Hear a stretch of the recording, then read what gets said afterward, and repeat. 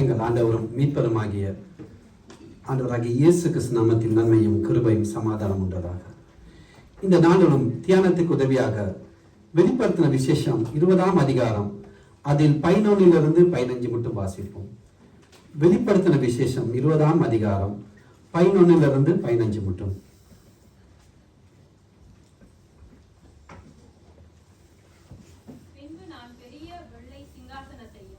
அதன் மேல் வீற்றிருக்கிறவரையும் கண்டேன். அவருடைய சமூகத்திலிருந்து பூமியும் வானமும் அகன்று போயின, அவைகளுக்கு இடம் காணவில்லை. மரித்தோராகிய சிறியோரையும் பெரியோரையும் தேவனுக்கு முன்பாக நிற்க கண்டேன். அப்பொழுது புஸ்தகங்கள் திறக்கப்பட்டன. ஜீவ புஸ்தகம் எனும் வேறொரு புஸ்தகமும் திறக்கப்பட்டது. அப்பொழுது அந்த புஸ்தகங்களில் எழுதப்பட்டவைகளின் படியே மரித்தோர் தங்கள் தங்கள் கிரிகைகளுக்கு தக்கதாக நியாய தீர்ப்படைந்தார்கள். 15 மட்டும். சமுத்திரம் தன்னிலுள்ள மரித்தோரை ஒப்புவித்து மரணமும் பாதாளமும் தங்களிலுள்ள மரித்தோரையும் ஒப்புவித்தன. யாவரும் தங்கள் தங்கள் கிரியைகளின்படி நியாய தீர்ப்படைந்தார்கள். அப்பொழுது மரணமும் பாதாளமும் அக்னி கடலிலே தள்ளப்பட்டன. இது 2ஆம் மரணம். ஜீவ புஸ்தகத்திலே எழுதப்பட்டவனாக காணப்படாதவனவனோ அவன் அக்னி கடலிலே தள்ளப்பட்டான். ஆண்டவர் தந்த இந்த கிருபையான நாளிலே நியாய தீர்க்கும் கர்த்தர் என்ற தலைப்பிலே ஒரு தேவ செய்தி உங்களோடு பகிர்ந்து கொள்ள விரும்புகிறேன். இன்று கிறிஸ்தவர்களாக எங்களுக்கு நியாய தீர்வு இருக்கா இல்லையா? கட்டாயம் இருக்கு. ஆகவே நாங்கள் இந்த வேத வாட்ச பகுதியில் பார்க்கிறோம், ஆண்டவராகிய இயேசு கிறிஸ்துவின் 1000 வருட அரசாட்சியின் பிறகு பரலோகத்தில் நடக்கும் ஒரு பயங்கரமான நிகழ்வு தான் வெள்ளை சிங்காசன நியாய தீர்ப்பு. இந்த நியாய தீர்ப்பு மூலம் இந்த பூமியில் பிறந்து வாழ்ந்து மரித்த சிறியோர் பெரியோர் வாலிபர்கள் பெண்கள் பிள்ளைகள் எல்லோரும் அந்த வெள்ளை சிங்காசனம் முன்பாக நிற்க வேண்டும் என்று வேதம் சொல்லுகின்றது. பாருங்க, அந்த வசனம், பூமியும் வானமும் சிங்காசனத்தின் வீட்டிற்குரிய சமூகத்திலிருந்து விலகு ஓடின, அவைகளுக்கு அங்கு இடம் காணப்படவில்லையாம் என்று சொல்லும் போது அதிலிருந்து வெளிப்படும் பயங்கரமான ஒரு நியாய தீர்ப்பை பார்க்கலாம். நான் அப்படியே ஒரு கேஜிபி பைபிள் இங்கிலீஷ் பைபிளை டிரான்ஸ்லேட்டில் பார்த்தேன். அவருடைய முகத்தில் இருந்த பூமியின் வானம் ஓடி போயின, அவைகளுக்கு இடம் இல்லாமல் போயின. அப்படி என்றால் அங்கு வீட்டிருப்பவர் மிகவும் கோபத்துடன் இருக்கிறார். வெள்ளை சிங்காசனம் வீட்டிருப்பவர் பிதாவாகிய தேவனா? இல்லாவிட்டால் ஆண்டவராகிய இயேசு கிறிஸ்துவா என்று பரிசுத்த யோவான் சொல்லவில்லை. ஆனா வேதம் சொல்லுகின்றது, 2 தீமோத்தேயு 4:1 சொல்லுகிறது, உயிரோடு இருக்கிறவர்களை மரித்தோரையும் நியாயம் தீர்க்க போகிற கர்த்தராகிய இயேசு கிறிஸ்து என்று சொல்லுகின்றது. பிதா தன் நியமித்த மனுஷனை கொண்டு பூலோகத்தை நீதியாய் நியாயம் தீர்ப்பார். அந்த மனுஷனை மரித்தோரிலிருந்து எழுப்பின பண்ண அவன் நிச்சயத்தை எல்லோருக்கும் விளங்க பண்ணினார்.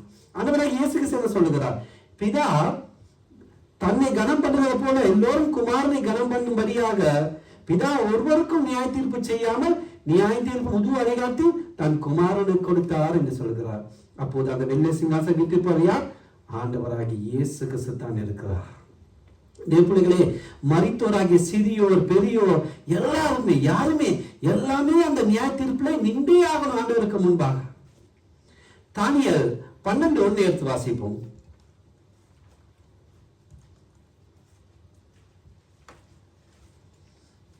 தானியேல் 12:1. உன் ஜனத்தின் புத்திரருக்காக நிற்கிற பெரிய அதிபதியாகிய மீகாவேல் அக்காலத்திலே எழும்புவான். யாதொரு ஜாதியாரும் தோன்றினது முதல் அக்காலம் மட்டும் உண்டாயிராத ஆபத்து காலம் வரும். அக்காலத்திலே புஸ்தகத்தில் எழுதியிருக்கிறவர்களாக காணப்படுகிற உன் ஜனங்கள் அனைவரும் விடுவிக்கப்படுவார்கள். அது வசனம் இருக்கு, பூமியின் துணியிலே நித்திரை பண்ணுவர்களாகிய அநேகர் சில நித்திய ஜீவனுக்கும் சிலர் நித்திய நிந்தைக்கும் இகழ்ச்சிக்கும் விழித்தெழுந்திருப்பார்கள். பாருங்க, இவர்கள் நிந்தைக்கும் நிகழ்ச்சிக்கும் எழுப்பி நிற்கிறார்கள். நாங்கள் நன்மை செய்தால் நித்திய ஜீவனை அடையும்படி எழுந்திருப்போம், தீமை செய்தால் ஆக்கினை தீர்ப்படைய கொண்டிருப்பது. எங்கள் வாழ்க்கை மரணத்தோட முடிவடைவது இல்லை. நாங்கள் எல்லாம் நினைக்கிறோம் கல்லறை தான் எங்களுடைய இறுதி முடிவு என்று. இல்ல தேவ பிள்ளைகளே, கல்லறைக்கு அப்பால் எங்கள் ஒவ்வொருவருக்கும் ஒரு வாழ்வு உண்டு.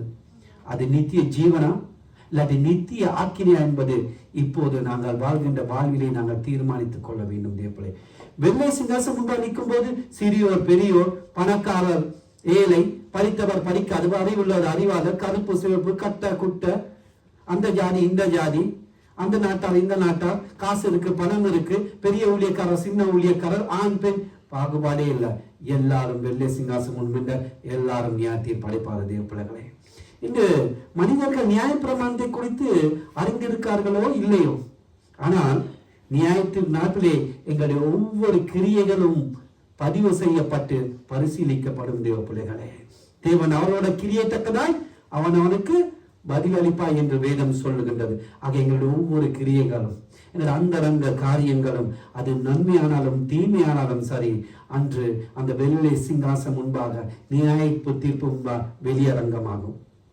நாங்கள் காணக்கூடாத சில ரகசிய கேமராக்களை ஆண்டவர் பிக்ஸ் பண்ணி வைத்திருக்கிறார். எங்கள் கிரியைகள், அதன் நோக்கங்கள், நான் நல்ல காரியங்கள் செய்யலாம், எதுக்காக நான் செய்யறேன் அதைத்தான் ஆண்டவர் பார்ப்பார். எவ்வளவோ செய்யலாம் மற்றவர் பார்க்கும்படியாக, இல்ல அந்த நோக்கத்தை தான் பார்ப்பார் ஆண்டவர். நாங்கள் நினைக்கும் யோசனைகள், எண்ணங்கள், சிந்தனைகள், பேசும் வார்த்தைகள் எல்லாமே தேவ தூதர்கள் பதிவு செய்து வைத்திருக்கிறார் தேவ பிள்ளைகளே. ஒருவன் நியாயப்பிரமாணத்தை அறியாதனாய் இருக்கும் போது அவனுடைய அனுதின கிரியைகள் அவனை நித்தியத்தை முடிவு செய்கின்றது என்று வேதம் சொல்லுகின்றது. அப்படி கிரியைகள் தக்கதாய் நியாய தீர்ப்பு அடைவார்கள் என்று சொன்னால் அந்த வெள்ளை சிங்காசன் நியாய தீர்ப்பிலிருந்து, அந்த ஆக்கின தீர்ப்பிலிருந்து யாருமே தப்பித்துக் கொள்ள முடியாது பிள்ளைகளே. ஆதாம் காலம் தொடங்கி 1000 வருட அரசாட்சி இறுதி வரையிலும் ரட்சிக்கப்படாத துன்மார்க்கன முடிவு அவருடைய மரண நாளிலே நித்திய நரகத்தை நோக்கிய தேவ பிள்ளைகளே. துன்மார்க்கர் அனுப்பிக்கப்படும் அந்த வாதைகள் எப்படிப்பட்டதா இருக்கும் என்பது அவருடைய கிரியைகள் தீர்மானிக்கும். ஆக்கினை தீர்ப்பு ஒவ்வொருவருக்கும் வித்தியாசமாக இருக்கும். வேதம் என்ன சொல்லுகின்றது? பாவம் செய்து அந்த கால சங்கிலியால் கட்டப்பட்டு நியாயக்கு திரும்ப அந்த தூதரை கூட அன்று வெள்ளை சிங்காசனம் நியாயத்திற்கப்படுவார்கள். ஆகவே நாங்கள் தியானித்த பகுதியிலே அந்த வெள்ளா சிங்காசனத்தில் ஆண்டவராகிய இயேசு கிறிஸ்து முன்பாக சிறியோர் பெரியோர் இந்த பூமியில் மறித்து பிறந்து வாழ்ந்த எல்லோரும் நியாயத்தில் படிப்பார்கள். பல நூற்றாண்டுகள் கடந்து போயிருக்கலாம், பல தசாப்தங்கள் போயிருக்கலாம். காலங்கள் மாறலாம், டெக்னாலஜி மாறலாம், இந்த உலகத்தில் புதிய கண்டுபிடிப்புகள் வரலாம், விஞ்ஞான ரீதியாக கண்டுபிடிப்புகள் வரலாம், எங்களுடைய பர்சனாலிட்டி மாற்றிருக்கலாம், உடை நடை பாவனை எல்லாமே மாறி இருக்கலாம். சில வேளை அரசாங்க தலைவர்கள் மாறி இருக்கலாம், எல்லாமே மாறி இருக்கலாம். எங்கள் மனைவி மாறலாம், பிள்ளைகள் மாறலாம், எங்கள் விசுவாசிகள் மாறலாம், எங்கள் வாழ்க்கையில் எல்லாமே மாறலாம். ஆனால் எங்கள் ஆண்டவருடைய வார்த்தை ஒருபோதும் மாறாது. வானமும் பூமி முடிந்து போனாலும் ஒன்றுமே மாறாது. உலகம் அப்படியே மாறி இருக்கலாம், ஆனா வேத புஸ்தகத்தில் எழுதினதே தான், அது ஒருபோதும் மாறாது பிள்ளைகள். ஆண்டவர் ஒரு நாள் வெள்ளை சிங்காசனத்தின் முன்பாக நியாயத்திற்கும் நீதிபதியாய் இருப்பார். எங்களுக்காக ஜீவனை கொடுத்தவர், எங்களுக்காக அவமானப்பட்டவர், நிந்திக்கப்பட்டவர், அன்பு செலுத்தினவர், காருண்யம் உள்ளவர், கிருபை உள்ள ஆண்டவர் தான். ஆனால் ஒரு நாள் நானும் நீங்களும் நிச்சயமாய் நியாய தீர்ப்புக்காக அவர் முன் நிற்போம் என்பதை மறந்துவிடக் கூடாது பிள்ளைகளே. அது வேதம் தெளிவாக சொல்லுது, நான் சொல்லவில்லை. நாங்கள் இந்த வேத புத்தகத்தை வாட்சி பார்த்தால், நீங்கள் ஆதியாகமம் முதல் வெளிப்படுத்த விசேஷம் வரை நன்கு வாட்சி பார்த்தால் இது ஒரு நியாய தீர்ப்பு புஸ்தகம் என்றே சொல்லலாம். இந்த வேதம் எங்களுக்கு நியாய தீர்ப்பு புஸ்தகமாய் கொடுக்கப்பட்டிருக்கு. முதல் நியாய தீர்ப்பு எங்கே? ஏதேன் தோட்டத்திலே. பாருங்க, தன் கரங்களால் பார்த்து படித்த மனிதனுக்கே நியாயம் தீர்ப்பு. ஆண்டவர் ஏதேன் தோட்டத்தை விட்டே வெளுத்துகிறார், அவருடைய வார்த்தைக்கு கீழ்ப்படியாதபடினார். அடுத்த நியாய தீர்ப்பு ஆதாமுக்கு பிறகு நோவாவின் காலத்திலே ஜனங்களை பாவம் பெருகியது. அப்போ ஜலத்தினால் முழு உலகத்தையும் ஆண்டவர் அடைத்தார். அதுக்கப்புறம் சோதா குமராவிலே ஆணுக்கு ஆண் திருமணம், பெண்ணுக்கு பெண் திருமணம், பாவம் பெருகியது. ஆண்டவர் அப்படியே கந்தகம் அக்கினாலே அந்த உலக பூமி அழிச்சார்.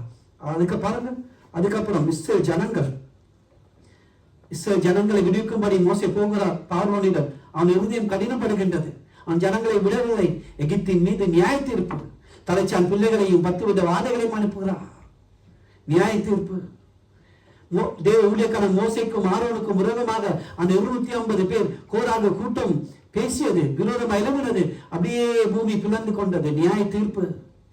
இஸ்ரேல் ஜனங்கள் ஆண்டவருடைய வார்த்தைக்கு கீழ்ப்படியவில்லை, எத்தனை நாடுகளுக்கு அடிமையாக்கப்பட்டார். நியாய தீர்ப்பு.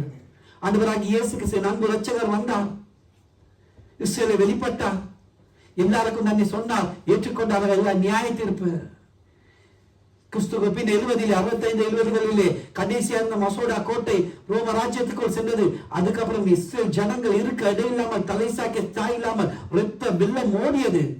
ஹிட்லர் 65 லட்சம் ஜனங்களை கொண்டார், யூதர்கள் உலகம் முழுக்க. இந்த கூட பாருங்க, நியாய தீர்ப்பு. அனனியா சப்ரால் புதிய விசுவாசிகள். அப்போதான் ரட்சிக்கப்பட்ட புதுசு, அப்போதான் சபை ஆரம்பிக்கப்பட்ட புதுசு. கடவுளுக்கு கொடுக்க வேண்டிய பங்கை ஒழித்து வைத்து தேவனுக்கு விரோதமாக பாவம் செய்தவர் நியாய தீர்ப்பு. இப்படி அநேக நியாய தீர்ப்புகளை நாங்கள் வேதத்தில் பார்க்கலாம் தேவ பிள்ளைகளே. ஏன் தனிப்பட்ட நபர்கள் மீது, யெசபேல் ஆகாப் மீது நியாய தீர்ப்பு. அவனுடைய சரீரத்தை நாய் தின்றது. தானியேலை பார்த்தோம், நேபுகாத்நேசர் மன்னர் மீது பெருமை கொள்வார், நியாய தீர்ப்பு. சவுல் ராஜா மீது நியாய தீர்ப்பு. ஊசியா ராஜா மீது தீர்ப்பு, நெற்றியிலே குஷ்டரோகம். மோசேக்கு விரோதமாக சகோதரி மிரியாம் பேசுவது, அவளுக்கு நியாய தீர்ப்பு, குஷ்டரோகம்.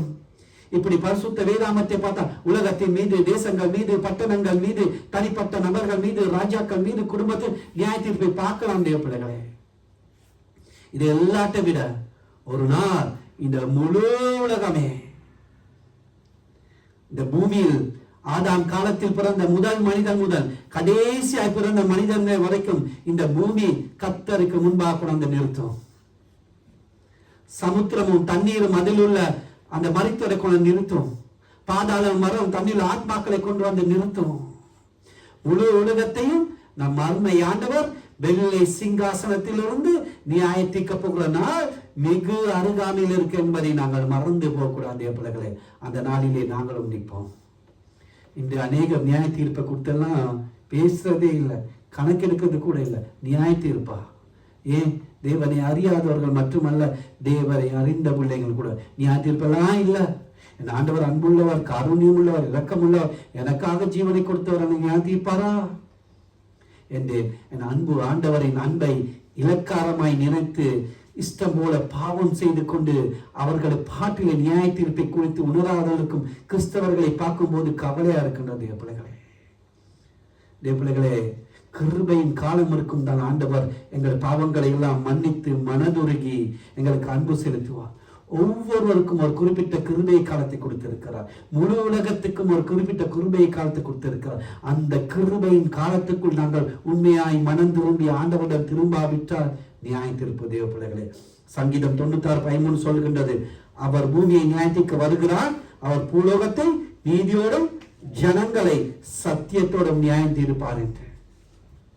என் ஆண்டவருடைய பகிரங்க வருகையிலே, அதாவது என்னை உங்களை கூட்டி சேர்க்க போகிற ரகசிய வருகை அல்ல, என் ஆண்டவருடைய பகிரங்க வருகையிலே பெரியோர் சிறியோர், ஒவ்வொரு நாட்டின் ஜனாதிபதிகள், மந்திரிகள், பெரிய கோடீஸ்வரர்கள், பில்லியனர்கள், ஏழை எளியவர்கள் எல்லாமே பார்த்து கதறுவார்கள்.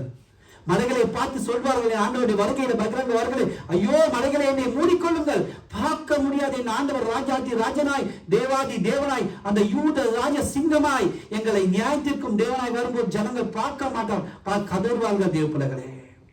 இந்த முழு உலகத்தை நியாயத்திக்க நம் ஆண்டவருடைய வருகை மிக சீக்கிரமாய் இருக்கின்றது.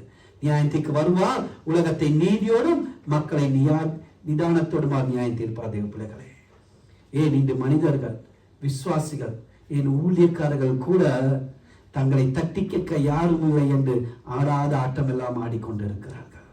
தங்களுடைய சரீர பலத்தினால், ஞான பலத்தினால், காசு பணம், அவரை தெரியும் இவருக்கு தெரியும் என்று தங்களுக்கு அதிகாரம் வைத்துக் கொண்டு ஆடா. யார் என்ன தட்டி கேட்க முடியும்? நான் யாரும் கீழ்படியணும், நான் அவர் சொல்றது கேட்கணும், நான் அவர் சொல்ல கேட்கணும் என்று ஆடாத ஆட்டம் எல்லாம் ஆடிக்கொண்டிருக்கிறார்கள். ஆனால் ஒருவர் பார்த்து கொண்டிருக்கார், நியாய தீர்ப்பு நாளிலே நாங்கள் அவருக்கு கணக்கு ஒப்பிக்க வேண்டும் தேவ பிள்ளைகளே.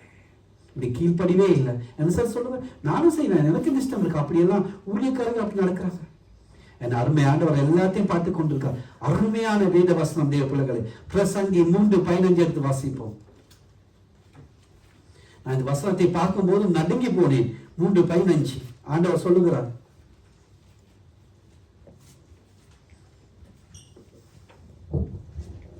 முன் நடந்ததே இப்பொழுதும் நடக்கிறது, இனி நடக்க போகிறது முன்னமே நடந்தது, நடந்ததையோ தேவன் விசாரிப்பார். நடந்ததையோ தேவன் விசாரிப்பார். முன் நடந்தது, இப்ப நடந்து கொண்டிருக்கிறது, இனி நடக்க போகுது, எல்லாவற்றையும் ஆண்டவர் விசாரிப்பார்.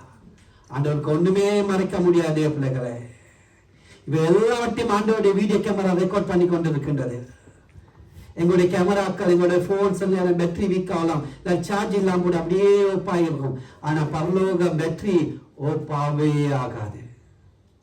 அப்படியே எல்லாவற்றையும் நேரத்தில் கொண்டு அவருடைய கண்ட பூமி முழுக்கம் சுற்றிட்டு அவருடைய கண்களுக்கு மறைவானது ஒன்றுமே இல்லை தேவ பிள்ளைகளே. அவருடைய கண்களுக்கு மறைந்த ஒன்றுமே செய்ய முடியாது. எல்லாவற்றையும் அவருடைய கண்கள் பார்த்து கொண்டிருக்கின்றது. ஆகிய நம்ம ஒவ்வொரு மீதும் ஆண்டவர் ரகசிய கேமராக்களை பிக்ஸ் பண்ணி வைத்திருக்கிறார். யாருமே தப்பிக்க முடியாது. நியாய தீர்ப்பு நாளிலே நாங்கள் கணக்கு ஒப்பிக்க வேண்டும் தேவ பிள்ளைகளே. மத்தேயு 25:19 சொல்லுகின்றது, வெகு காலம் பின்பு அந்த ஊழியக்காரன் எஜமான் திரும்பி வந்து அவளுக்கு கணக்கு கேட்டான். நீங்கள் எல்லோரும் சந்தர்ப்பம். ஒரு எஜமான் தன் ஊழியக்காரங்களை அழைத்து தன் ஆஸ்திகளை ஒப்பு எடுத்து போகிறான். அப்படிதான் பரலோக ராஜ்யமும். எங்களுக்கு எல்லாம் ஆண்டவர் எல்லாமே ஒப்பு கொடுத்து இருக்கிறார். அவன் திறமைக்கு தக்கதாக அவனுக்கு ஒரு 5 தாலந்து, ஒருத்தனுக்கு 3, ஒருத்தனுக்கு 2 கொடுத்துட்டு போயிட்டார். ஆனா அதை எஜமான் என்ன செய்யணும் சொல்லல. நீ பிசினஸ் பண்ணணுமா இல்லாட்டி வட்டி கொடுக்கணுமா யாருமா ஒன்றும் செய்யல. ஆனா வேதம் சொல்லுவது வெகு நாட்களுக்கு பிறகு வந்து என்ன கேட்டாரா? கணக்கு கேட்டாரா. ஆகவே ஆண்டவர் எங்களோட ஒவ்வொரு காரியங்களுக்கும் கணக்கு கேட்பார் தேவ பிள்ளைகளே. அந்த நியாயத்தின் நாட்களே நாங்கள் ஆண்டவருக்கு கணக்கு ஒப்பித்தே ஆகணும். எஜமான் கேட்கலாம் வந்து, நான் 5 தாலந்துகளை கொடுத்தேனே எனக்கு கணக்கு ஒப்புவி. எங்கிட்ட கேட்பா, உனக்கு 2 தாலந்து கொடுத்தனே, 1 தாலந்து கொடுத்தனே, இவ்வளவு காரியங்கள் கணக்கு ஒப்புவி. என்ன சொல்ல போகிறோம்? இன்றைக்கு எங்க எல்லோருக்கும் தெரியும், எல்லாமே ஆண்டவர் பார்த்து கொண்டிருக்கிறார் தேவ பிள்ளைகளே. ஒரு நாள் மிக சீக்கிரத்திலே எங்கள் எல்லாத்துடைய அந்த வெள்ளை சிங்காசனம் அமைத்து அவர் நியாயம் கேட்டு கணக்கு ஒப்பிக்க வேண்டும். எபிரேயர் 9:27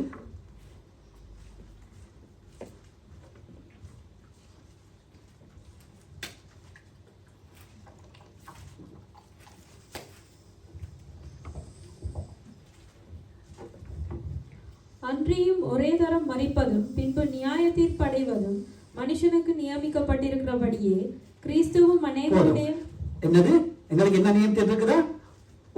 ஒரு தரம் மரிப்பதும் பின்பு நியாயத்தில் மனுஷனுக்கு நியமிக்கப்பட்டிருக்கின்ற நியாய தீர்ப்பு இருக்கு. எல்லாரும் நியாயத்தீர்ப்பு வந்து தப்பிக்க முடியாது. பெரிய மனுஷனா இருக்கான், பெரிய கோடீஸ்வரா இருக்கான், பெரிய ஊழியக்காரனா இருக்கான். ஆண்டவரை நியாயத்தீர்ப்பு பணம் கொடுத்து தப்ப முடியாது. யாரும் சிபாசையும் தப்ப முடியாது. எல்லாத்துக்கும் நியாய தீர்ப்பு. அது விசுவாசியா இருக்கலாம், இல்லாட்டி பெரிய ஒரு ஊழியக்காரனா இருக்கலாம், பெரிய பிஷப்பா இருக்கலாம், ஏன் போப்பாண்டவரா இருந்தா கூட ஆண்டவரோட நியாய தீர்ப்பிலிருந்து தப்பிக்கவே முடியாது. ஆகவே நாங்கள் நியாய தீர்ப்பு நாளிலே ஆண்டவருக்கு கணக்கு ஒப்பிக்க வேண்டும். எதை குறித்து ஆண்டவர் எங்கள்கிட்ட கேட்பார்? ஆகவே இந்த நாளிலே நாங்கள் தியானிச்சு அதுக்கு எங்களை தகுதிப்படுத்திக் கொள்வோம். ஆகிய முதலாவது நம்மை குறித்து என்ன ஆண்டவர் கணக்கு ஒப்பிக்க வேண்டும்? ரோமர் 14:12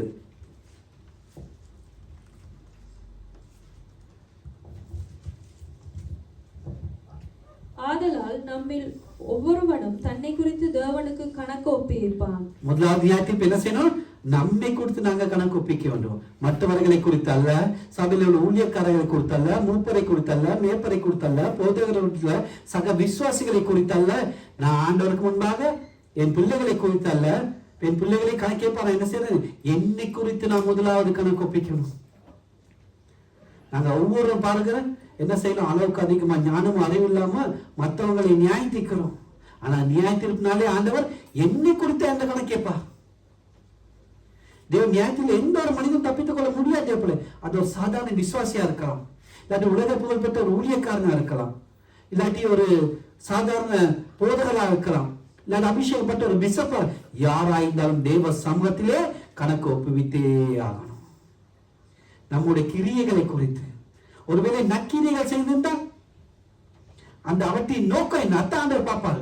கிரியை செய்யலாம், நீ மற்றவர் பார்க்கும்படி கிரியை செய்யறியா, இல்லாட்டி மற்றோட பெருமைக்காக செய்யறியா, இல்லாட்டி மற்றோட முகத்துக்காக கிரியை செய்யறியா, அந்த நோக்கத்தை தான் ஆண்டவர் பார்ப்பார். கிரியை செய்வாங்க எல்லாம் அந்த நோக்கம். ஒரு கோடீஸ்வரர் நோக்கத்தை பார்க்கிறார் ஆண்டவர். என்னுடைய வாயின் வார்த்தைகள், என்னுடைய சிந்தனைகள், என்னுடைய எண்ணங்கள், எனக்கு கொடுத்த நேரம் எல்லாத்தையும் கொடுத்தா கணக்கு ஒப்பிக்க வேண்டிய பிள்ளைகளே. யாருக்கு கணக்கு ஒப்பிக்க இருக்கணும்? மற்றவர்களுக்கு அல்ல, சபைக்கு அல்ல, எங்களை சுற்றி இருக்கிறவர்களுக்கு அல்ல. அந்த ராஜாதி ராஜாவுக்கு முன்பாக, தேவாதி தேவாதி முன்பாக வெள்ளை சிங்காசனம் வீட்டிற்கும் என் ஆண்டவராகிய இயேசு கிறிஸ்துவுக்கு நான் கணக்கு ஒப்பிக்க வேண்டிய பிள்ளைகளே. ஏன் நான் கணக்கு ஒப்பிக்கணும் கேட்கலாம். எப்ப நான் கணக்கு ஒப்பிக்கணும்? நான் பூமியில் பிறந்து போது எப்படி வந்தோம்? நிர்வாணியாய் பிறந்தோம், ஒன்றுமே கொண்டு வரல தேவ பிள்ளைகளே. என்று நான் சுகம் பெறும் ஆண்டவர் கொடுத்தது. என் ஆயுசு நாட்கள் என் ஆண்டவர் கொடுத்தது. நான் வாழும் ஒவ்வொரு நிமிடமும் எனக்கு ஆண்டவர் கொடுத்தது. என் கார் என் காசு, என் சொத்து, என் ரட்சிப்பு, என் பிள்ளைகள், என் குடும்பம், என் சபை எல்லாம் எனக்கு ஆண்டவர் கொடுத்தது. நான் இன்னைக்கு வேலை செய்யற பெறத்தை ஆண்டவர் கொடுத்திருக்காரு, ஞானத்தை ஆண்டவர் கொடுத்திருக்காரு, தாளந்துகளை ஆண்டவர் கொடுத்திருக்காரு. ஆகவே கொடுத்தவருக்கு கேட்க உரிமை உண்டு. இல்ல பிரதர், இது என்னுடைய வாழ்வு, நான் எப்படியே வாழ்வான் சொல்ல முடியாது. பிள்ளைகளை ஆண்டவர் கேட்டிருப்பார், இன்னைக்கு நீ உயிரோடு இருக்குன்னா அது என்னுடைய சுத்த கிருபை. எத்தனை பேர் தாயின் வயிற்றில் உருவாக முன்னே இந்த பூமியை காணாமல் இருக்கார்கள். ஆனா உன்னை உருவாக்கி இவ்வளவு இடத்துக்கு கொண்டு வந்திருக்கனே, இவ்வளவு தூரத்துல கொண்டு வச்சு இத்தனை ஆசீர்வாதங்களை கொடுத்திருக்கனே, கணக்கு ஒப்புவே. எங்களை வயசை கொடுத்துப்பா, 40, 50, 60, 70 வயசு இந்த பூமியில் வேற என்ன செய்தாய், எனக்கு கணக்கை ஒப்புவே. ஆண்டவர் கேட்பா, என் சரீரத்தை கொடுத்து. எத்தனை பேர் இங்கு கால் கை கண் இல்லாமல் எத்தனை பேர் குறையோடு எங்களை ஆண்டவர் சம்பூர்ணமாய் படைத்திருக்காரே, இவ்வளவு ஆசை கணக்கு ஒப்புவே. என்ன செய்தாய் எனக்கு, என் சரீரத்தை கொடுத்து. இவ்வளவு நல்ல சதத்தை கொடுத்தனே, என் ஊழியத்துக்கு நீ என்ன செய்தாய், உன் சதத்தை எதுக்கு பிரயோஜனப்படுத்தினாய்? நாங்கள் வாழ்ந்த ஒவ்வொரு நிமிடங்களும் ஒவ்வொரு நேரங்களையும் ஆண்டவர் கணக்கு போட்டு சொல்வார். இத்தனை 1000 மணி நேரம் இருந்தால் என்ன செய்து கொண்டாய்? சும்மா டிவியிலும் போனிலேயும் எதை சும்மா பொழுதுபோக்கு நேரம் செலவழித்துக் கொண்டிருந்தாயா? ஞாயிற்றுநாளை கேட்பார் தேவப்பிள்ளைகளே, இத்தனை மணி நேரம் கொடுத்தேன், இதுல எவ்வளவு நேரம் நீ என்னோட பேசினாய், எவ்வளவு நேரம் நீ வேதம் வாசித்தாய், எவ்வளவு நேரம் தியானித்தாய், எவ்வளவு ஜெபம் பண்ணாய், நீ எவ்வளவு நேரம் என்னோட பேசினாய் ஜெபத்தோடு. ஆண்டவர் கேட்பா கணக்கு. வாலிப தம்பி தங்கச்சிகளே, ஆண்டவர் நிச்சயமாய் கேட்பா. எங்களை கையில கிடைக்கிற ஒவ்வொரு காசுக்கு நாம் கணக்கு கொடுக்கணும். வெறும் கையோட வந்த ஒண்ணும் கொண்டு வரல, பூமிக்காரங்க காசு அப்படியே வந்து முதல்ல ஒன்றுமே கொண்டு வரல. எங்களை இந்த பேங்க்ல லட்சக்கணக்கான கோடிக்கணக்கான சொத்துக்கள் இருக்கலாம், எல்லாமே ஆண்டவர் கொடுத்தது. ஆண்டவர் சொல்ற, பூமியில பாரு, ஒருவேளை உணவு இல்லாம எத்தனையோ பேர் கஷ்டத்தோடு துன்பத்தோடு இருக்க, உனக்கு இத்தனை லட்சம் ரூபாய், இத்தனை 1000 கொடுத்து, இத்தனை 1000 கொடுத்து உன்னை போஷித்து வழி நடத்தனே, அந்த காசை நீ என்ன செய்தாய் கேட்பா. எப்படி செலவு செய்தாய்? ஒரு தசம்பாகங்கள் உள்ள கொடுத்தாயா, காணிக்கையில கொடுத்தாயா? என் ராஜ்யத்துக்கு நீ எவ்வளவு செலவு செய்தாய்? என் ஊழியர்களை எப்படி தாங்கினாய்? ஆண்டவர் கணக்கு கேட்பா. எவனுக்கு அதிகமாய் கொடுக்கப்படுதோ அவனத்தில் அதிகமாய் கேட்கப்படும். தேவர்களே, ஆண்டவர் எங்களுக்கு அதிகமாய் கொடுக்கிறார் என்று சந்தோஷம் பார்க்கிறாரு. யாரிடத்தில் அதிகமாய் கொடுப்பார்வோ அவனுக்கு ஆண்டவர் அதிகமாய் கேட்பார். தேவப்பிள்ளைகளே, ஆண்டவர் கேட்பா, பாரு, உன்னைய போக்குல வரத்துல எல்லா வியாதிகள், வேதனை, துன்பங்கள் எல்லாம் கண்மணி போல இவ்வளவு பாதுகாத்தனே, நீ எனக்கு என்ன செய்தா கேட்கல. எப்படி இருக்கும் அவர் முன்னிருந்து, எனக்கு என்ன செய்த மகனே மகளே, உன்னை கொடுத்து உனக்கு கணக்கு ஒப்புவி.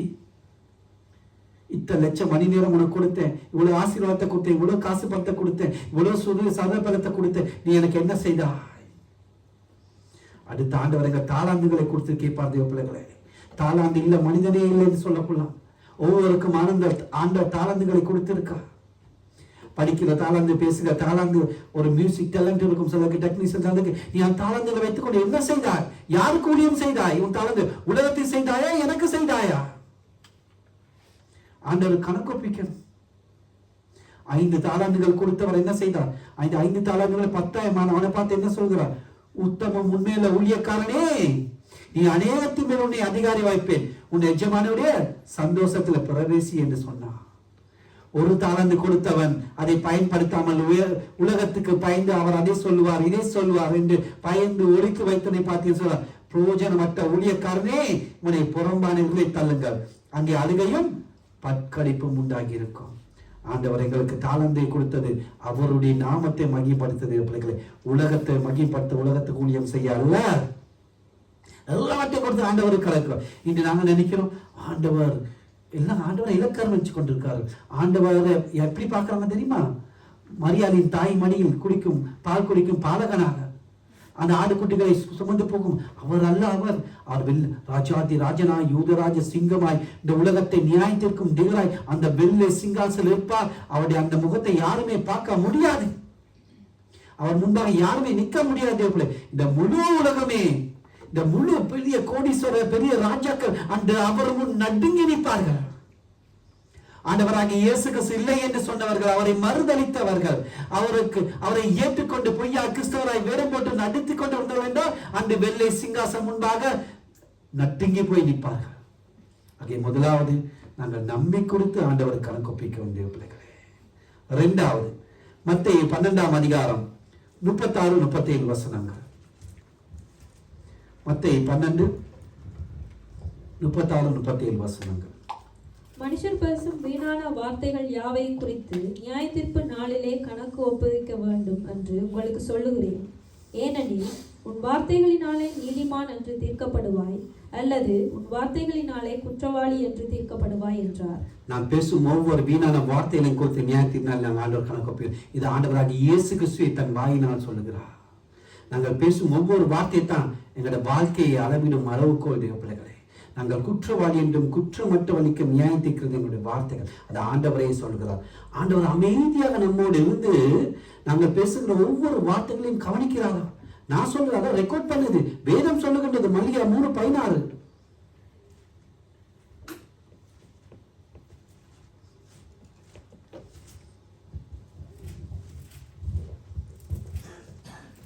மல்கியா 3:16. அப்பொழுது கர்த்தருக்கு பயந்தவர்கள் ஒருவரோடு ஒருவர் பேசிக்கொள்வார்கள். கர்த்தர் கவனித்து கேட்பார். கர்த்தருக்கு பயந்தவர்களுக்காகவும் அவருடைய நாமத்தை தியானிக்கிறவர்களுக்காகவும் ஞாபக புஸ்தகம் ஒன்று அவருக்கு முன்பாக எழுதப்பட்டிருக்கிறது. என்ன சொல்லுது வேறு? கர்த்தருக்கு பயந்தவர் தேவனுடைய பிள்ளைகள் ஒவ்வொருவரும் பேசிக்கொள்வாரா? தேவன் கவனித்து கேட்கிறான். என் மகன் மகள் என்ன பேசுறாங்க? கவனித்து கேட்கிறாங்களா? தேவ பிள்ளைகளே, நாங்கள் பேசும் வீணான வார்த்தைகளை கொடுத்து நாங்கள் தேவனை கணக்கு ஒப்பிக்கணும். ஆண்டவர் கனவு கேட்பா, கணக்கு கேட்பா. இந்த எத்தனை பேர் தாய் தகப்பன்களை பேசுறார்கள் பிள்ளைகள், எத்தனை கணவன் மனைக்குள்ள எத்தனை தேவையில்லாத பேச்சுகள், தேவன் தூசண பேச்சுகள் ஆண்டவர் கணக்கு ஒப்பிக்க வேண்டும். இந்த கிறிஸ்தவனாக இருந்தும் ரட்சிக்கப்பட்டும் ஞானஸ்தானம் எடுத்தும் திருவிருந்து எடுத்துக்கொண்டு எத்தனை பேர் போய் பேசுகிறார்கள். இந்த ஒரு சபைக்கு வரல, என் சிஸ்டர் சபைக்கு வரல, என் போச ஜெபத்துக்கு வரல, உடனே போய் என் ஆண்டவரை எவ்வளவு கவலைப்படுவா. உனக்காகலாம் என் ஜீவனை கொடுத்தேன். இப்படி திருவிருந்து எடுத்துக்கொண்டு ரட்சிக்கப்பட்டு சபைக்கு வந்து என் ஊழியம் செய்யும், இப்படி போய் என் ஆண்டவரை எவ்வளவு கவலைப்படுவார். தேவ பிள்ளைகளே, எத்தனை பேர் போன்ல தேவையில்லாத காரியங்களை பார்த்தோம். நாங்கள் கோல் ஸ்ட்ரீ எல்லாமே டிலீட் பண்ணி போட்டுடலாம். ஏன்னா என் ஆண்டவருடைய மெமரியை யாருமே டிலீட் பண்ண முடியாது. அதுல ரெக்கார்ட் பண்ணா ரெக்கார்ட் பண்ணினதே. வார்த்தையை கொடுத்து ஜாக்கிரதையா இருக்கும் தேவ பிள்ளைகளே. தேவையில்லாத கோஷிப்பா, அவர் இப்படி இவர் இப்படி, அவரை பற்றி குறை சொல்வது, குற்றம் சாட்டுவது, எதுக்கு எடுத்தாலும் குறை குறை குறை. இது ஆண்டவருடைய குணம் இல்லை. குறை சொல்ல சாத்தாண்ட குணம். மற்ற பற்றி சொல்கிற ஒவ்வொரு கோடு அவரை போட்டு கொடுக்கிறது, இவரை போட்டு கொடுக்கிறது, இது எல்லாத்துக்கும் நாம் கருவை. இது அருவருப்பான குணங்கள் கிறிஸ்தவர்கள் இருக்கிறது.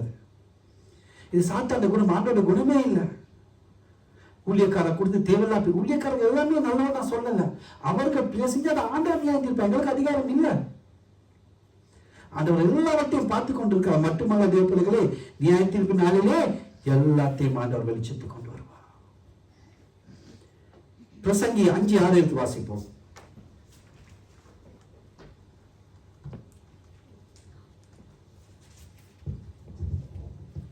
உன் மாம்சத்தை பாவத்துக்குள்ளாக உன் வாய்க்கு இடம் கொடாதே, அது புத்தி பிசகினால் செய்தது என்று தூதனுக்கு முன் சொல்லாதே. தேவன் உன் வார்த்தைகளினாலே கோபம் கொண்டு உன் கைகளின் கிரியையை அழிப்பானே. தேவன் சொல்லுகிறார், வார்த்தையை கோபம் கொண்டு ஆண்டவர் எதுல கை வைக்கிறார்? எங்களுடைய வியாபாரத்துல, எங்களோட தொழில, எங்களோட பிசினஸ்ல, நாங்கள் செய்யும் வேலையில. ஆண்டவர் பாருங்க, எங்களோட வார்த்தைகள் ஆண்டவர் எங்களை அடிக்காம என்ன செய்கிறார்? எங்கள் கையின் பிரயாசங்கள் கிரியைகள் அளிக்கிறார். நாம சொல்லுவோம், அவ்வளவு நஷ்டம், இவ்வளவு நஷ்டம், இவ்வளவு நஷ்டம், எங்களுக்கு அது செஞ்சிட்டாங்க, இது செய்ய. இல்ல இல்ல இல்ல, வேதம் தெளிவாக சொல்கிறது, உன் வார்த்தையினாலே கோபம் கொண்டு உன் கைகளின் கிரியைகளை அழிப்பானேன். ஆகிய வார்த்தைகளை குறித்து கவனமா இருக்கும் தேவ பிள்ளைகளே. நாங்கள் ஜாக்கிர கிருபை பொருந்த வார்த்தைகள், ஆட்டி தேட்டுகிற வார்த்தைகள், கருணை நிறைந்த வார்த்தைகள், கண்ணீரை துடிக்கும் வார்த்தைகள், ஆறுதல் படுத்தும் வார்த்தைகள், சுகமளிக்கும் வார்த்தைகள், உண்மையுள்ள வார்த்தைகள். ஒரு கஷ்டப்பட்டு துன்பப்பட்டு வேதனையோடு வியாதிகளோடு மறுக்கும் போது அவர்களை ஆட்டி தேட்டுகிற வார்த்தைகள் நாங்கள் பேசணும் தேவ பிள்ளைகளே. அந்த மனுஷன் இன்னும் இடலங்கி போற வார்த்தைகள் அல்ல, அவனை துக்கப்படுத்த வார்த்தைகளை அல்ல, அவனை ஆட்டி தேட்டணும், அவனை கண்ணீரை துடைக்கணும், அவனை பாரத்தை ஒட்டிக்கணும். அப்படி வார்த்தைகள் நாங்கள் பேசணும் தேவ பிள்ளைகளே. நியாயப்பித்தாலே இலக்கம் மேன்மை பாராட்டும் என்று சொல்கிறார் வேதம். அப்படி என்றால் நாங்கள் பேசும் ஒவ்வொரு வார்த்தைகளை கொடுத்து அந்த கிருபை பொருந்தி இந்த அன்பான ஆறுதல் தேட்டுகிற வார்த்தைகள் நியாய தீர்ப்பினால எங்களுக்காக பருந்து பேசும். என் மகன் அந்த குடும்பத்துக்கு, அந்த சகோதரனுக்காக, இந்த சகோதரிக்காக இவ்வளவு பேசினாலே எங்களோட வார்த்தைகளை அந்த நியாயத்தினால் எங்களை உதவி செய்யும் தேவ பிள்ளைகளை. ஆகவே எங்களோட வார்த்தைகளை குறித்து நாங்கள் கணப்போக்கிக்கணும். முதலாவது நம்மை குறித்து நாங்கள் கணப்போக்கிக்கணும். ரெண்டாவது எங்களோட வீணான வார்த்தைகளை குறித்து கணப்போக்கணும். மூன்றாவது ரோமர் 2:16.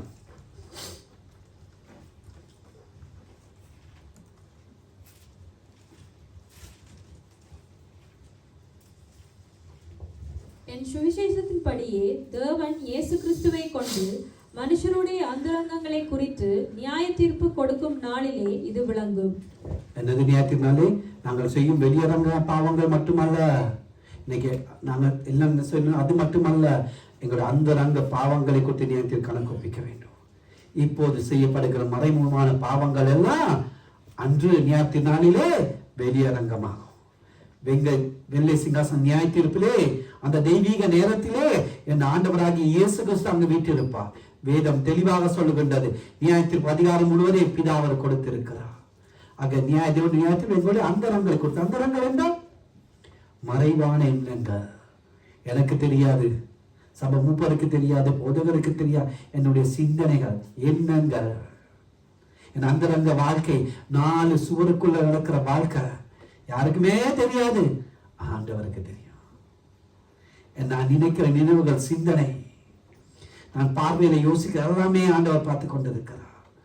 வெளியாக்கப்படாத மறைபொருளும் இல்லை, அறியப்படாத ரகசியம் இல்லை என்று வேதம் சொல்லுகின்றது. இருளில் மறைந்திருக்கிற அவர் வெளியரங்கமாகி இருதய யோசனைகளை வெளிப்படுத்துவார் என்று வேதம் சொல்லுகின்றது. அந்தரமான ஒவ்வொரு காரியத்தையும் நன்மையானாலும் தீமையான தேவன் நியாய தீர்ப்பிலே கொண்டு வருவார். ஆகிய நம்மை அருமை ஆண்டவர் எங்களுடைய ஒவ்வொரு அந்தரங்களையும் அறிந்திருக்கிறார். மட்டுமல்ல, எங்கள் இருதயங்களின் நினைவுகளின் தோட்டங்களையும் அறிந்திருக்கிறார். எப்போ தெரியுமா? எங்கள் நாவின் சொல் பிரவாதர் முன்னேறிய பிள்ளைகளே. அவருடைய பார்வைக்கு மறைவான சிருஷ்டி ஒன்றுமில்லை. சகம் அவர் கண்களுக்கு முன்பாக நிர்வாணமாகவும் வெளியரங்கமாகவும் அவருக்கு நாம் கணப்பொப்பிக்க வேண்டும் என்று எபிரேயர் 4:13 சொல்லுகின்றது. பாருங்க, அந்தரங்க காரங்களுடைய பயமில்லாமல் செய்யறோம்.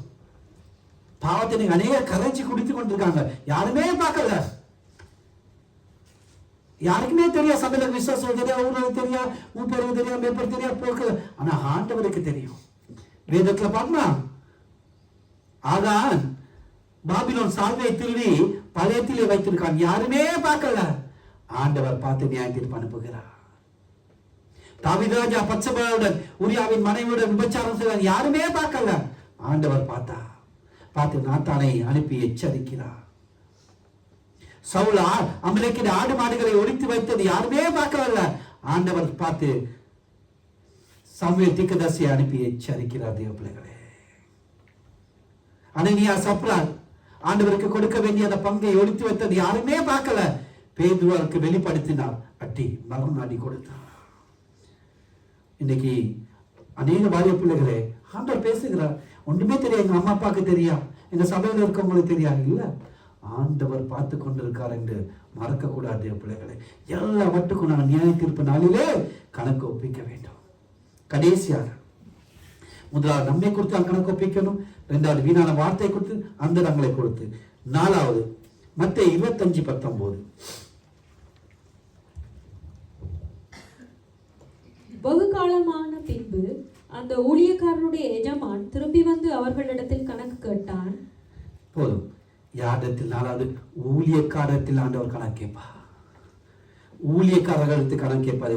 ஊழியத்தை குறித்து நாம் கொடுத்த கணக்கு ஒப்பிக்கணும். அது வெறுமனே சபையில போதகரும் மேப்பரும் லீடரும் பிரசங்கிக்கிறவர்களும் போதிக்கிறவர்களும் மட்டுமல்ல, ஆண்டவருக்காக நாங்கள் சின்ன ஊழியம் செய்தாலும், இந்த தண்ணி போட்டு இங்க கொண்டு வந்த ஒரு ஊழியம், எத்தனையோ ஊழியங்களுக்கு மியூசிக் அடிக்கிற இந்த வயர் மாற்ற எல்லா ஊழியத்தை குறித்தும் ஆண்டவருக்கு நான் கணக்கு ஒப்பிக்கணும். ஆண்டவர் கேட்பா, என் அன்பு மகனே நான் உனக்கு கொடுத்த ஊழியத்தை என்ன செய்த நான் கணக்கு ஒப்பிக்கணும். இந்த பாருங்க, இந்த ஊழியம் வந்து ஜனங்கள் இருந்தா தான் உற்சாகம் வரும், ஆட்கள் இருந்தா தான் உற்சாகம் வரும். கொஞ்சம் ஜனங்கள் வராது. ஆண்டவர் கேட்பா, ஆண்டவர் கணக்கு கேட்பாரு. ஊழியத்துல உண்மை இருக்கணும். தேவப்பிள்ளை, எந்த ஊழியமா உண்மை வேணும். கலாச்சாரம் 1:10 பவுல் என்ன சொல்ல, நான் மனுஷனை பிரியப்படுத்தனா இருந்தால் நான் கிறிஸ்துவின் ஊழியக்காரன் இல்லை. இன்று நான் மனுஷருக்காக ஊழியம் செய்து கொண்டிருக்கோம், ஆண்டவருக்காக இல்லை. நிறைய பேர் நான் யாரை பிரியப்படுத்த, மனுஷனையா கடவுளையா? மனுஷனை பிரியப்படுத்த என்ன செய்ய? மனுஷனை என்னை பரவாயில்ல கூட்டு போறோம். நான் மனுஷனை பிரியப்படுத்தினா நான் ஊழியக்காரன் அல்ல. நான் என் அருமை ஆண்டவரை பிரியப்படுத்தணும். அவருக்காக தான் ஊழியம் செய்யணும், அவருக்காக தான் அர்ப்பணிக்கணும். என் எஜமான் கர்த்தர், அவரை நான் பிரியப்படுத்தணும், மனிதனை அல்ல. ஏன்னா எனக்கு ஜீவனை கொடுத்து இத்தனை வருடங்கள் என்னை வாழ வைத்துக் கொண்டிருக்கிற என் அன்பு கர்த்தர் எனக்கு சுகபலத்தை கொடுத்திருக்கிறார், எனக்கு ஆசீர்வாதத்தை கொடுத்திருக்கிறார். என் அன்பு ஆண்டவர், என் எஜமான், என் ஜனங்களை புறக்கணித்து விடலாம் பிள்ளைகளை. ஆனா ஆண்டவருக்கு நான் உண்மையா இருக்கணும். என்ன ஊழியம் செய்தாலும் அந்த உண்மை இருக்கணும். ஒரு சின்ன ஒரு வயலில் தொச்சாலும் உண்மையா செய்யணும். கர்த்தர் வந்து பாருங்க, உங்க எல்லாரும் உண்மை உள்ளவர்கள் தான் ஊழியத்துல வைக்கிறார். ஒவ்வொரு ஊழியக்காரன் கர்த்தர் தான் ஏற்படுத்துகிறார். அது பரலோகம் நியமிக்குது. அந்த ஊழியங்கள் எல்லாமே உங்களுக்கு ஒரு ஊழியம் கிடைக்கிறா, குணாபதரோ பாஸ்டரோ நாங்களோ கொடுக்கிற பரலோகம் நியமிக்கிற ஊழியம். குணாபதர் கொடுத்தாரு, பாஸ்டர் கொடுத்தா நீங்க நினைக்கூடாது. அது பரலோகம் உங்களோட தாளந்து கேட்டு பரலோகம் அந்த ஊழியம் நியமிக்கிறது. அது உண்மையா இருக்கணும். அது பரலோக ராஜ்யம் விரும்புகிறது. அது வந்து ஊழியக்கார கொடுத்தா அலட்சியமா செய்யக்கூடாது. பரலோகம் பார்த்து கொண்டு இருக்குது. நீங்க அந்த சபையில உங்களை மூப்பரையோ மேப்பரையோ அதை கொடுக்க அந்த ஊழியக்காரன் அலட்சியம் இல்ல, பரலோகத்தை அலட்சியம் செய்யணும். அலட்சியம் அந்த ஊழியத்தை செஞ்சா சபையில மூப்பர் மேப்பர் லீடர் என்பது மகிமையான ஊழியங்கள். அது உண்மையாக உத்தம பட்சமெல்லாம் நான் செய்யணும். அந்த எல்லா ஊழியர்களும் வர்ஷிப்பா இருக்கலாம், இந்த பீமர் போறது இருக்கலாம், மியூசிக்கலா இருக்கலாம், எல்லா ஒழுங்கும் கிரமா செய்யணும். ஆனா எல்லாவற்றையும் கணக்கேப்பா. கர்த்தருடைய எரேமியா 48:13 வாசிப்போம். எரேமியா 48:13. அப்பொழுது இஸ்ரவேல் சந்ததி தங்கள் நம்பிக்கையான பெத்தேலாலே வெட்கப்பட்டது போல. சரி, ஓகே. கர்த்தருடைய வேலை அசதியாய் செய்கிறவன் சபிக்கப்பட்டவன் என்று வேதம் சொல்லுகின்றது. ஆகவே நாங்கள் செய்கிற வேலை வந்து ஒரு கவர்மெண்ட் ஜாப் இல்ல, எங்க சொந்த ஊழியம் அல்ல, பரலோக கவர்மெண்ட் ஊழியம். தேவ பிள்ளைகளே, இந்த ஊழியத்தை ஒரு அசதியாய் செய்தார், வெறுவெறுப்பாக செய்தார், முறுமுறுத்து கொண்டு சொன்னார். வேதம் சொல்லுது அவன் சபிக்கப்பட்டவன் என்று.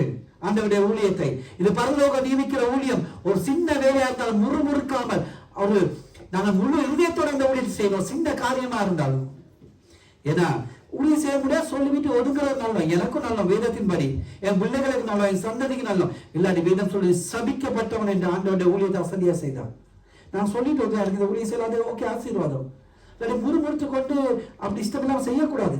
ஆண்டவரம் கெஞ்சி ஊழியம் செய்யல, என்ன சொல்லல, நலீன் போயிட்டு ஊழியம் செய், குணாபதர் போயிட்டு ஊழியம் செய், ரகபதர் ஊழியம் செய்யல, யார்ட்டும் ஆண்டவர் கெஞ்சி கேட்கல. நான் இல்லாட்டி ஆண்டவர் வேற ஒருத்தர் எழுப்புவார். ஒரு மோசையில ஆண்டவர் யோசுவாவை எழுப்புவார். அதை அசட்டை செய்யக்கூடாது பிள்ளைகளே. ஊழியா நாங்க வந்து ஆட்களை பார்த்து ஊழியம் செய்யக்கூடாது, பணக்காரன் ஏழை என்று பார்த்து ஊழியம் செய்யக்கூடாது. இந்த அநேகரை பார்த்ததுக்கு ஆட்களை பார்த்ததான் ஊழியம் வரும். மற்ற நாளைக்கு நதி பிடிச்சு கொண்டு இருப்பாங்க. இல்ல இல்ல இல்ல, ஆண்டவருக்கு உண்மையை பாருங்க. ஆண்டவர் பார்க்க மறந்து போக கூடாது. நாங்கள் மனுஷனுக்காக ஒரு நாள் ஊழி செய்யவே கூடாது. நியாயத்தினால கணக்கு ஒப்பிக்கிற ஆண்டவர் அதை பார்ப்பான். நான் இந்த தண்ணியை கொண்டு வச்சாலும் அதுல இருக்க உண்மை தன்மை தான் பார்ப்பார். அதை வைக்கிற சேலைகளை அந்த நோக்கத்தை என்னத்தை வைப்பார், எப்படி வைக்கிறானுங்க எனக்கு என்று. அப்பதான் அது பிரோஜனம். ஊழியசே பேச ஒதுங்கி இருக்க பெட்டர். பரலோகம் பார்த்து கொண்டிருக்கிற தேவ பிள்ளைகளே, ஒரு நாள் தேவ ராஜ்யத்துக்கு போய் நான் கதவை தட்டும் போது வேதம் என்ன சொல்லுகின்றது, தேவனுடைய சித்தத்தின்படி செய்கிறவனோ அவன் தான் பிரவேசிப்பான். கத்தாவே கத்தாவே என்று கூச்சல் போடுகிறான், ஒரு நாள் போக மாட்டான். போய்க்கு யாருக்கு தேவை, ஓ நே சொல்லுவான் ஆண்டவரை பார்த்து, ஆண்டவரே நான் தீர்க்கதரிசனம் சொன்னேனே, ஆண்டவரே நான் அற்புதம் செய்தனே, அடையாளம் செய்தனே, அந்நிய பாஷைகளை பேசினேனே, ஆண்டவரே இவ்வளவு ரசம்பாங்க கொடுத்தனே, காணிக்கையில கொடுத்தனே, இவ்வளவு வர்ஷிப் செஞ்சேன், இவ்வளவு மெசேஜ் கொடுத்தேன், இந்த உலகத்தெல்லாம் ஒழுங்கு செஞ்சேன், மியூசிக் வச்சேன், மீமர் போட்டேன். ஆண்டவர் என்ன சொல்லுவார், நான் ஒரு காலம் முன்னே அறியவில்லை, அக்கிரம காட்சியிலே என்னை விட்டு அகன்று போ. தேவனுடைய சித்தத்தின் வழியம் செய்கிறவனோ அவன் தான் பரலோக ராஜ்யத்தில் பிரவேசிப்பான். பொய்க்கு எல்லாம் ஊழியம் செய்யறவன் அல்ல, ஊழியம் செய்யணும், தேவ சித்தத்தின் படி செய்யணும். தேவ பிள்ளைகளே, மனுஷன் பார்வைக்காக அல்ல, என் ஆண்டவரை பிரியப்படுத்தும்படியாய் செய்யணும். எனக்கு ஒரு நாள் என்ன தெரியாது, நான் பரலோ இவ்வளவு கஷ்டப்பட்டு இத்தனை வருடங்கள் ரட்சிக்கப்பட்டு 25, 30, 40 ஆண்டவருக்காக இவ்வளவு தியாகம் செஞ்சு நேரங்களை செஞ்சு இவ்வளவு உன்னை அறியணும்னு சொன்னது இவ்வளவு வேதனையா இருக்கும். மனசு ஒட்டந்து போயிடும். தேவர்கள் ஆண்டவருக்கா இத்தனை வருஷம் பார்த்த கஷ்டங்கள் எல்லாமே வீணாயிருமே. ஆண்டவர் பதவிகளோ கதை எனக்கு உங்களுக்கு மூடினா எவ்வளவு வேதனையா இருக்கும். ஆகிய ஊழியத்தில் நாங்கள் உண்மையா இருக்கோம். பிள்ளைகளே, ஆண்டவர் ஊழிய காலத்தை கணக்கைப்பா. ஒவ்வொரு விசுவாசையும் காக்க வேண்டிய எங்களுடைய கடமை. விசுவாசிகளை விரட்டுவது அல்ல.